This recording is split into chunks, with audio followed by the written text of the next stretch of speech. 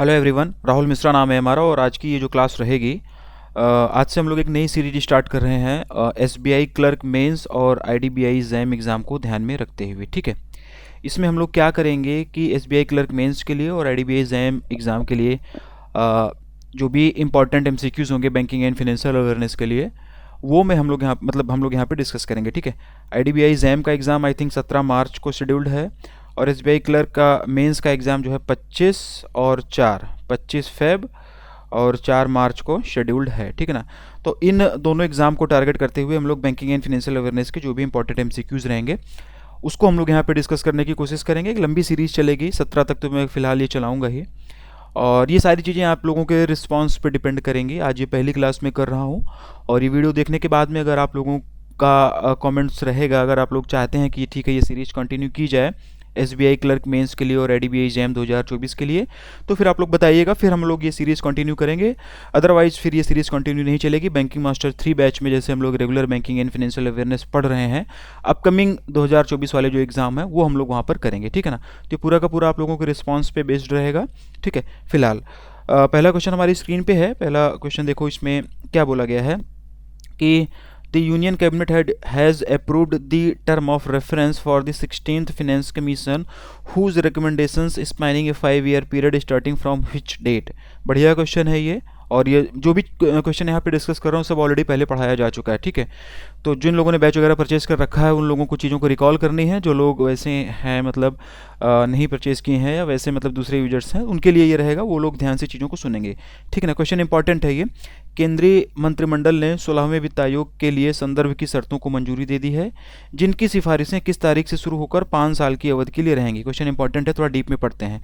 इसी 16 finance commission में अभी जो फरवरी वाली क्लासेस में स्टार्ट कर रहा था, तो उसमें क्या किया गया है कि प्रेसिडेंट द्रौपदी मुर्मू जी के द्वारा 4 नए और मेंबर्स को इसमें इंक्लूड किया गया है, जिसमें 3 फुल टाइम मेंबर हैं और 1 पार्ट टाइम मेंबर हैं। वो फरवरी में हम लोग डिस्कस कर रहे हैं, तो जो फरवरी तक हम लोग पहुंचेंगे रिवीजन क्लास को ये कंप्लीट करते हुए इंपॉर्टेंट एमसीक्यूज को, तब वहाँ पे हम लोग पढ़ाएंगे।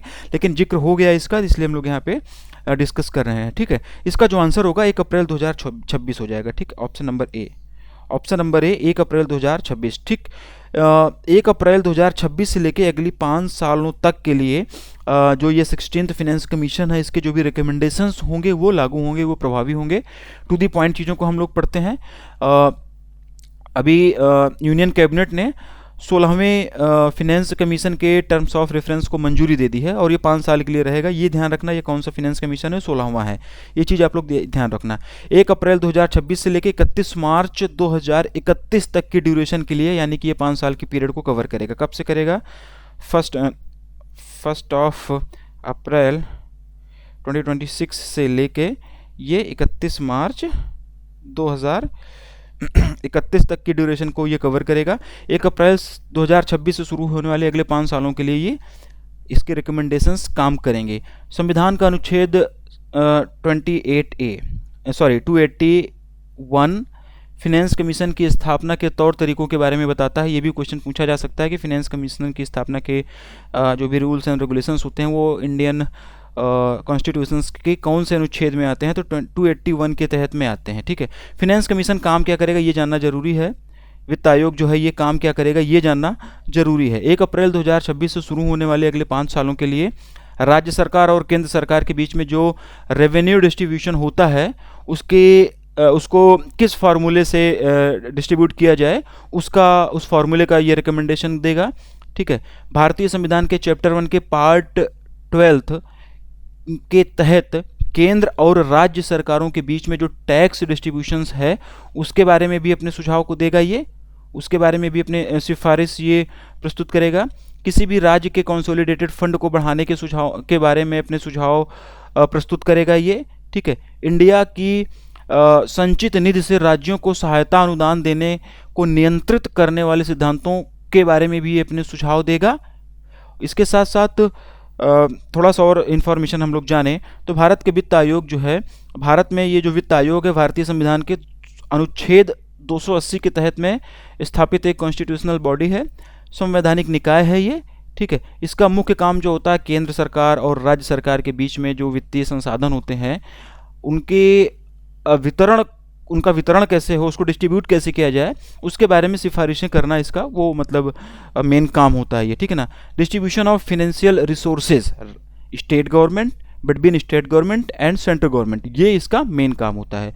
15वें वित्त आयोग की अगर हम लोग बात करें तो 15वें वित्त आयोग का गठन जो है वो 27 नवंबर 2017 को हुआ था, 27 नवंबर 2017 को किया गया था। और इसने 1 अप्रैल 2023 से अगले 6 वर्षों को कवर करने के लिए यानी कि 31 मार्च 2026 तक के लिए अपनी सिफारिशें प्रस्तुत की है। 1 अप्रैल से नई सिफारिश आ जाएगी, इसीलिए 16वें वित्त आयोग का गठन किया गया है, ठीक है। तो ये option number A 1 April 2026 is the right answer.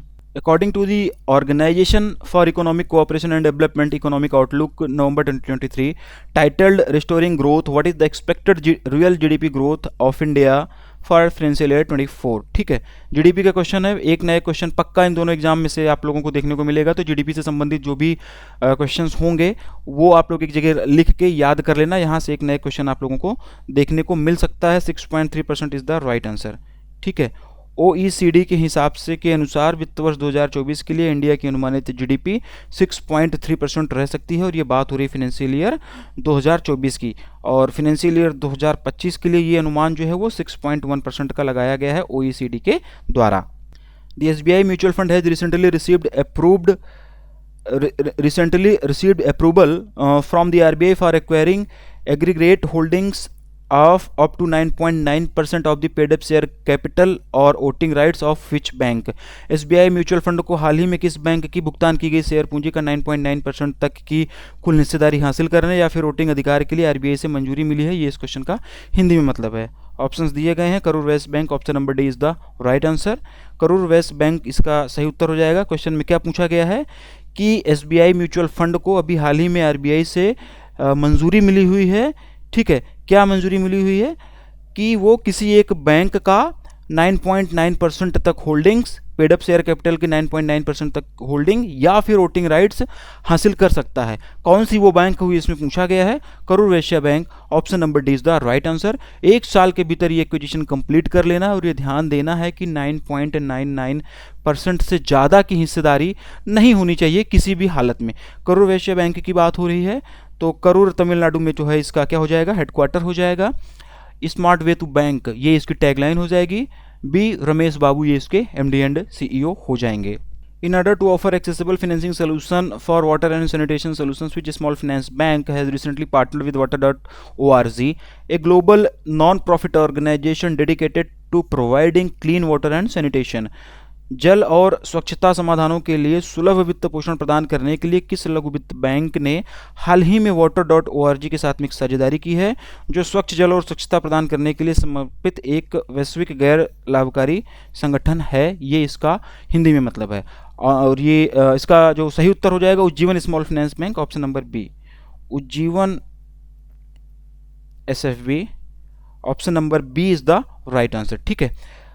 और इस पार्टनरशिप के बाद में Water.org Ujjivan small finance bank की मदद करेगा, और ये मदद इस तरीके से की जाएगी कि उन एरियाज़ को आइडेंटिफाई किया जाएगा जहां पर क्लीन वाटर और हाइजीनिक सैनिटेशन के लिए फाइनेंशियल सपोर्ट की आवश्यकता होगी। इस तरीके से ये मदद प्रोवाइड करेगा। Option number B Ujjivan small finance bank is the right answer.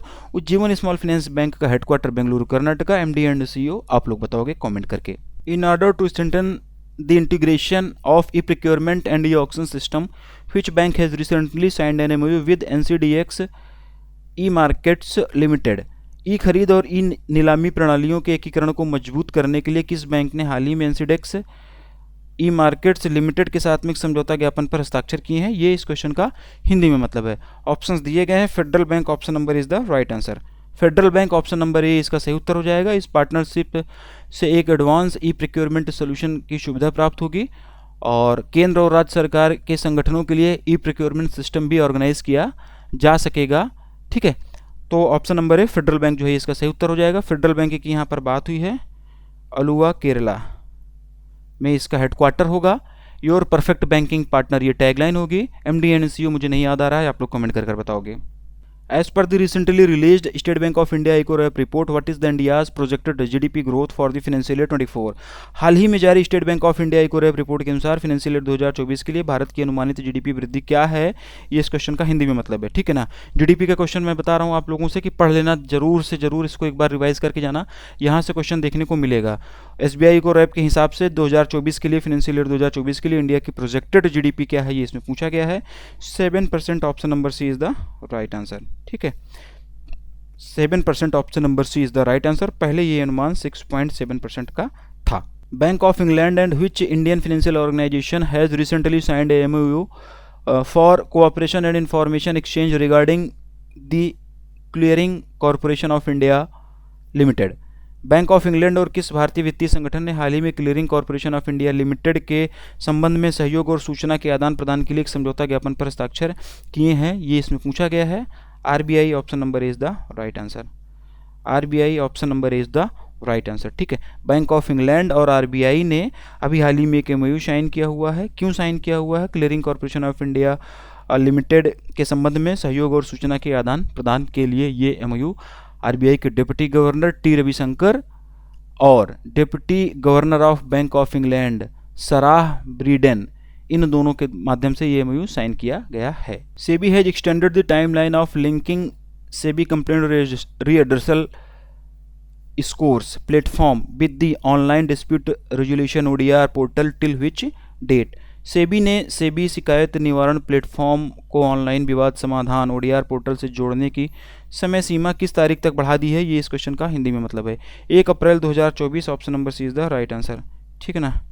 1 April 2024, ये इसका सही उत्तर हो जाएगा। क्वेश्चन अच्छा है, स्कोर का फुल फॉर्म उस फॉर्म आप लोग याद कर लेना, क्वेश्चन यहाँ से पूछा जा सकता है, कई बार ये पूछा भी गया है, ठीक है। डेडलाइन ये जो थी पहले 4 दिसंबर 2023 तक थी, पहले ये डेडलाइन 4 दिसंबर 2023 तक थी, ठीक है, जिसे बाद में फिर से 1 अप्रैल 2024 तक के लिए बढ़ा दिया गया है।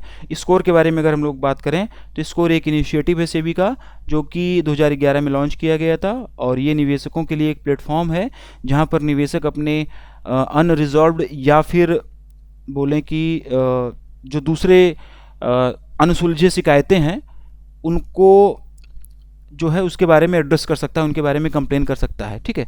तो स्कोर को ODR पोर्टल से लिंक करने के लिए सेबी ने 20 सितंबर 2023 को एक डिटेल्ड सर्कुलर भी जारी किया हुआ था, ठीक है, डिटेल्ड सर्कुलर भी जारी किया हुआ था। हालांकि उस सर्कुलर की तरफ हम लोग नहीं जाएंगे। 1 अप्रैल 2024 ये इसका सही उत्तर हो जाएगा। Which state government has recently signed an MOU with the national dairy development board for the holistic development of dairy sector in the state. हाल ही में किस राज्य सरकार ने राज्य में डेयरी क्षेत्र के समग्र विकास के लिए डेयरी विकास बोर्ड के साथ एक समझौता ज्ञापन पर हस्ताक्षर किया हुआ है? Assam, option number 20 the right answer. One liner करेंगे, आगे बढ़ते हैं। How much loan has recently been approved by the Asian development bank for Uttarakhand climate resilient power system development project to improve the quality, efficiency and reliability of the power supply. बिजली आपूर्ति की गुणवत्ता, दक्षता, विश्वसनीयता में सुधार के लिए एशियाई विकास बैंक ने हाल ही में Uttarakhand climate resilient power system development project के लिए कितना ऋण स्वीकृत किया है, ये इसमें पूछा गया है। लोन अमाउंट का ये क्वेश्चन है, इंपॉर्टेंट ये भी बनेगा। लोन अमाउंट के जितने भी क्वेश्चन होंगे उसको आप लोग सब रिकॉल कर लेना, चाहे जहाँ से आप लोग पढ़ाई करते हो, कहीं से भी पढ़े हो, जहाँ से भी अभी तक आप लोग पढ़ते आए हो, लोन अमाउंट का जितना भी होगा एक साथ उसको मतलब रिवाइज कर लेना, ठीक है। 200 million USD, option number 20 the right answer. 200 million USD, option number B जो है ये इसका सही उत्तर हो जाएगा। प्रोजेक्ट का नाम आप लोग याद कर लेना, ठीक ना। लोन कितना दिया गया, किसके द्वारा दिया गया, क्यों दिया गया, ये सारी चीज़ें आप लोग रिकॉल कर लेना। Who has recently been appointed as the brand ambassador of PNB MetLife India Insurance Company Limited for its campaign करो बड़े सपनों की तैयारी। हाल ही में अपने अभियान करो बड़े सपनों की तैयारी के लिए PNB MetLife India Insurance company का ब्रांड एम्बेसडर किसे नियुक्त किया गया है, ये इसका हिंदी में मतलब है। Option number B, Smriti Mandhana को इसका ब्रांड एम्बेसडर नियुक्त किया गया है। और ये स्मृति मंधाना जी जो हैं इंडियन वुमेन क्रिकेट टीम की वाइस कैप्टन हैं। In order to improve its operational efficiency which bank has recently partnered with Accenture a leading global professional services company. अपनी परिचालन दक्षता में सुधार के लिए किस बैंक ने हाल ही में एक अग्रणी वैश्विक पेशेवर सेवा कंपनी एक्सेंचर के साथ में साझेदारी की है? ये इसका हिंदी में मतलब है union bank of India. Option number is the right answer. और ये पार्टनरशिप हो जाने के बाद में यूनियन बैंक ऑफ इंडिया की जो ऑपरेशनल एफिशिएंसी है उसको बढ़ाया जाएगा, उसको बढ़ाने के लिए काम किया जाएगा।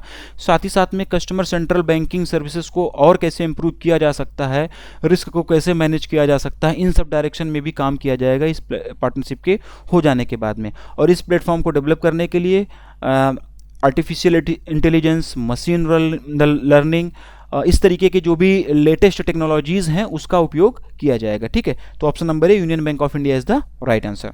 According to global credit outlook 2024 new playbook released by S&P Global Markets Intelligence in December 2023, what is the India's projected GDP for financial year 24?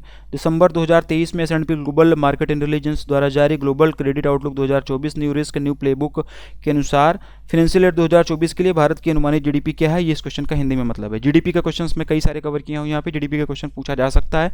ध्यान से आप लोग सब एक पन्ने पे लिख के इसको याद करके जाइएगा, पूरे के पूरे चांसेस बनते हैं कि यहाँ से एक नए क्वेश्चन देखने को मिलेगा। 6.4% option number D is the right answer. 6.4% option number D is the right answer. और ये बात हो रही है फाइनेंशियल ईयर 24 की। 25 की अगर हम लोग बात करेंगे, ये भी पूछा जा सकता है, तो 25 के लिए भी ये 6.4 ही है। ये दोनों चीज़ें याद कर लेना। 26 के लिए भी प्रेडिक्शन किया गया है, ये 6.9% है। 27 के लिए भी प्रेडिक्शन किया गया है इसी रिपोर्ट में, ये 7% है। फिलहाल जो इंपॉर्टेंट रहेगा वो 24 का रहेगा, तो 6.4% याद कर लेना। बहुत और ज़्यादा कॉम्प्लिकेटेड करेंगे तो 25 को पूछ लेंगे, ये भी 6.4 ही है। ये दोनोों चीज़ें आप लोग याद रखना। The executive committee of the central board ECCB of SBI has approved SBI to acquire an additional how much percentage stake in SBI Pension Funds Private Limited for a cash consideration of rupees 229.52 crore. Question अच्छा है। SBI के केंद्रीय board की कार्यकारी समिति ने SBI को 229.52 करोड़ रुपए के नगद प्रतिफल के लिए SBI pension funds private limited में अतिरिक्त कितनी प्रतिशत हिस्सेदारी हासिल करने को मंजूरी दी है? ये इस क्वेश्चन का हिंदी में मतलब है 20%। Option number B is the right answer. ठीक है, SBI के सेंट्रल बोर्ड द्वारा जो है SBI को SBI PFPL में अपनी हिस्सेदारी को, SBI PFPL का मतलब वही SBI pension fund private limited, ठीक है ना। SBI के सेंट्रल बोर्ड के द्वारा SBI को SBI PFPL में अपनी हिस्सेदारी को 20% तक और बढ़ाने की अनुमति दे दी गई है। और इसके लिए जो ये मतलब 20% तक हिस्सेदारी बढ़ाई जाएगी, इसके लिए SBI को 229.52 करोड़ रुपए इन्वेस्ट करना होगा।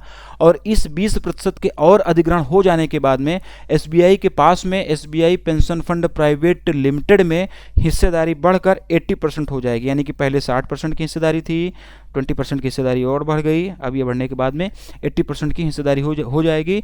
बाकी की जो बची हुई 80% की हिस्सेदारी है वो SBI फंड मैनेजमेंट लिमिटेड के पास में ही रहेगी। ठीक है, तो ये चीज़ आप लोग याद रखना, 20% जो है वो इसका सही उत्तर हो जाएगा। As per the confederation of Indian industry, what is the India's projected GDP for financial year 24? भारतीय उद्योग परिसंघ के अनुसार फाइनेंशियल ईयर 2024 के लिए भारत का अनुमानित जीडीपी क्या है? इसका आंसर हो जाएगा 6.8%। ऑप्शन नंबर सी, जीडीपी का क्वेश्चन ये भी है। In order to provide banking services in unbanked gram panchayats, which state government has recently launched Ama Bank scheme? Bank और रहित ग्राम पंचायतों में बैंकिंग सेवा प्रदान करने के लिए किस राज्य सरकार ने हाल ही में अमा बैंक योजना शुरू की है? ये इसका हिंदी में मतलब है उड़ीसा जो है। Option number A is the right answer. ठीक है ना, Orissa option number A is the right answer. Orissa के जो CM है नवीन पटनायक को कस्टमर सर्विसेज पॉइंट यानी कि CSP प्लस बैंकिंग आउटलेट्स के जरिए 4,373 अनबैंक्ड ग्राम पंचायत में बैंकिंग सर्विसेज प्रोवाइड करने के लिए अमा बैंक स्कीम इनके द्वारा नवीन पटनायक जी के द्वारा लॉन्च किया गया है। अभी एक सर्वे जारी किया गया था जिसमें पूछा गया था कि दुनिया का नहीं, इंडिया का सबसे मोस्ट पॉपुलर प्रेसिडेंट कौन है? 1 2 3 करके 3 के नाम आए थे। तीनों नाम कौन कौन से हैं आप लोग को पता होगा, कमेंट कर बता दो। अमा बैंक स्कीम की अगर हम लोग बात करें तो अमा बैंक की स्कीम जो है वो 6 पब्लिक सेक्टर बैंक के साथ कोलैबोरेशन में लॉन्च किया गया है। ये क्वेश्चन भी पूछा जा सकता है। अमा बैंक स्कीम जो है वो 6 पब्लिक सेक्टर बैंक के साथ कोलैबोरेशन में लॉन्च किया गया है। कौन कौन सी 6 पब्लिक सेक्टर वाली बैंकें हैं वो भी आप लोग जान लो। SBI होगा, PNB होगा, BOB होगा, UBI union bank of India होगा, बैंक ऑफ इंडिया BOI होगा और यूको बैंक होगा। ये 6 के 6 बैंकें हैं, इनके भी नाम आप लोग याद रखना, यहाँ से भी क्वेश्चन पूछा जा सकता है। 500 करोड़ के बजट के साथ में इस स्कीम को लॉन्च किया गया, ये भी आप लोग जान लो, ठीक ना। 500 करोड़ रुपए के बजट के साथ में इस स्कीम को लॉन्च किया गया है और ये स्कीम जो है फेज वाइज मैनर में जो है इम्प्लीमेंट की जाएगी। पहले फेज में 750 ग्राम पंचायत को कवर किया जाएगा, पहले फेज में 750 ग्राम पंचायत को कवर किया जाएगा, बाकी बची हुई ग्राम पंचायतें जो है वो मार्च 2024 तक ऐसे मतलब धीरे धीरे फेज वाइज तरीके से इसको शामिल कर लिया जाएगा। इस तरीके से फेज वाइज मैनर में इसको इम्प्लीमेंट किया जाएगा, ठीक है। तो option number A Orissa is the right answer. According to the world largest life insurer 2023 released by the S&P Global Market Intelligence in December 2023, name the fourth largest insurer in the world, ठीक है। LIC इसका सही उत्तर हो जाएगा, option number सी। दिसंबर 2023 में S&P global market intelligence द्वारा जारी विश्व के सबसे बड़े जीवन बीमा कर्ता 2023 के अनुसार दुनिया का चौथा सबसे बड़ा बीमा कर्ता जो है LIC बन चुका है। Option number C is the right answer. S&P global market intelligence ने दिसंबर के आसपास में एक रिपोर्ट जारी की हुई थी, the world's largest life insurance 2023, ठीक है ना। एक रिपोर्ट मतलब एक रैंकिंग जारी की गई थी और इस लिस्ट में LIC जो है दुनिया की चौथी सबसे बड़ी इंश्योरर बताई गई है। जर्मनी की एलियांज एसी टॉप पर है, जर्मनी की एलियांज एसी ये टॉप पर है, ये फर्स्ट रैंक पर है, ये भी आप लोग याद रखना। In order to improve the connectivity and resilience of roads in Madhya Pradesh, the Government of India and Asian Development Bank has recently signed how much amount of loan agreement? Loan amount का question है, याद रखना आप लोग इसको। मध्य प्रदेश में सड़कों की कनेक्टिविटी और लचीलेपन में सुधार के लिए भारत सरकार और एशियाई विकास बैंक ने हाल ही में कितनी राशि के ऋण समझौते पर हस्ताक्षर किए हैं? 175 million USD, option number B is the right answer, ठीक है ना। 175 million USD, option number B is the right answer. Government of India ने एशियन डेवलपमेंट के साथ में 175 मिलियन USD का एक लोन एग्रीमेंट साइन किया हुआ है, जिससे कि मध्य प्रदेश में रोड कनेक्टिविटी को इम्प्रूव किया जा सके। Which bank has recently partnered with the Intensive Vigilance and Intervention System to offer cutting-edge electronic surveillance services across the bank branches? हाल ही में किस बैंक ने शाखाओं में अत्याधुनिक इलेक्ट्रॉनिक निगरानी सेवाएं प्रदान करने के लिए गहन सतर्कता और हस्तक्षेप प्रणाली के साथ साझेदारी की है? ये इसमें पूछा गया। ICICI bank, option number B is the right answer. बस इतना सीधे सीधे आप लोग याद रखो कि ये नाम याद रखो, ICICI बैंक याद रखो, इससे ज़्यादा और कुछ भी इसमें याद करने की जरूरत नहीं है। लास्ट क्वेश्चन देखेंगे इस क्लास का। In order to reform distribution companies in India, REC Limited, a Maharatna Central Public Sector Enterprises under the Ministry of Power, has recently signed how much amount of loan agreement with KfW Development Bank, Germany? Bharat में वितरण कंपनियों में सुधार के लिए विद्युत मंत्रालय के तहत एक महारत्न केंद्रीय सार्वजनिक क्षेत्र उद्यम REC लिमिटेड ने हाल ही में KfW डेवलपमेंट बैंक जर्मनी के साथ में कितनी राशि के ऋण समझौते पर हस्ताक्षर किए हैं? ये इसमें पूछा गया है। 200 million euro, option number B is the right answer. 200 million euro, ये इसका सही उत्तर हो जाएगा, ऑप्शन नंबर बी ये इसका सही उत्तर हो जाएगा। अमाउंट याद रखना, किसके किसके बीच में एग्रीमेंट हुआ है ये याद कर लो, क्यों एग्रीमेंट हुआ है ये याद कर लो, ठीक है ना। 20 क्वेश्चन हम लोगों ने आज की इस क्लास में डिस्कस किया है। 20 क्वेश्चन में से कितने क्वेश्चन आपको आते थे, नहीं आते तो कमेंट कर बताइएगा। और ये इस तरीके की क्लासेस जो हैं SBI क्लर्क मेंस के लिए और IDBI का जो जैम वाला एग्जाम है, PGDF जैम वाला 2000 जो कि 17 मार्च को होने वाला है, उसके लिए अगर आपको इस तरीके की क्लासेस की रिक्वायरमेंट है और ये चीज़ें अगर अच्छी लग रही है, इनिशिएटिव अच्छा लग रहा है, तो कमेंट करके जरूर बताइएगा कि आपको इस तरीके की क्लासेस चाहिए, तो फिर मैं इसको कंटिन्यू करूँगा। अदरवाइज जैसे जो अभी जो करंट सिनेरियो चल रहा है, जो जिस तरीके से हम लोग बैंकिंग मास्टर 3 में चीज़ें पढ़ रहे हैं, वो हम लोग पढ़ते रहेंगे, ठीक है ना। Thank you.